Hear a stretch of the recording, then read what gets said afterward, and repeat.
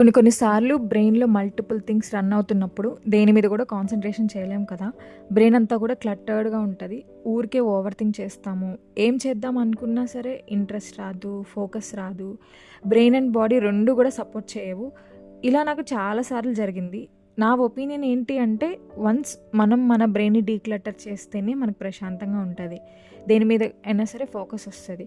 అలాంటి సిట్యుయేషన్స్‌లో నాకు పర్సనల్‌గా హెల్ప్ చేసిన కొన్ని విషయాలు నేను మీకు చెప్తాను. ఎప్పుడైతే నా బ్రెయిన్ క్లట్టర్డ్‌గా ఉంది అనిపిస్తుందో, అప్పుడు నేను కొన్ని విషయాలు నేను ఇష్టపడే వాళ్ళతో షేర్ చేసుకుంటాను. కొన్ని నాకసలు ఎవ్వరికీ షేర్ చేసుకోవాలని అనిపించదు. అలాంటప్పుడు ఒక పెన్ అండ్ పేపర్ తీసుకొని నా థాట్స్ అన్నీ రాస్తాను. అది ఎంత టైం పట్టినా సరే, ఎంత చిన్న థాట్స్ అయినా సరే, ఏంటి ఇది కూడా రాయాలా అనుకునే థాట్స్ అయినా సరే, ప్రతీదీ నోట్ డౌన్ చేస్తాను. హాఫ్ అన్ అవర్ పట్టొచ్చు, 1 అవర్ పట్టొచ్చు, 1 ½ అవర్ పట్టొచ్చు. I will write down each and everything. So, అప్పుడు నాకు కొంచెం పీస్‌ఫుల్‌గా అనిపిస్తది. అండ్ నేను కొంచెం పీస్‌ఫుల్‌గా ఉండే ప్లేసెస్‌కెళ్తాను. లైక్ టెంపుల్స్, పార్క్ అలా నేను నా సోలోగా టైమ్ స్పెండ్ చేస్తాను.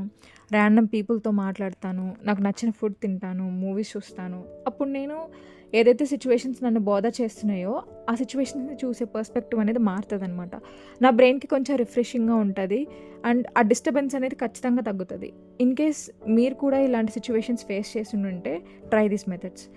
ఖచ్చితంగా మీరు ఒక పెన్ అండ్ పేపర్ తీసుకొని మీ బ్రెయిన్‌లో వచ్చే ప్రతి మైన్యూర్ థాట్‌ని ఈవెన్ ఇట్స్ యూజ్‌లెస్ అసలది అవసరం లేనిదైనకపోయినా సరే, మీకు బ్రెయిన్‌లో వచ్చే ప్రతి థాట్‌ని నోట్ డౌన్ చేయండి. Or else you can just type it in your phone also whenever you don't have pen and paper.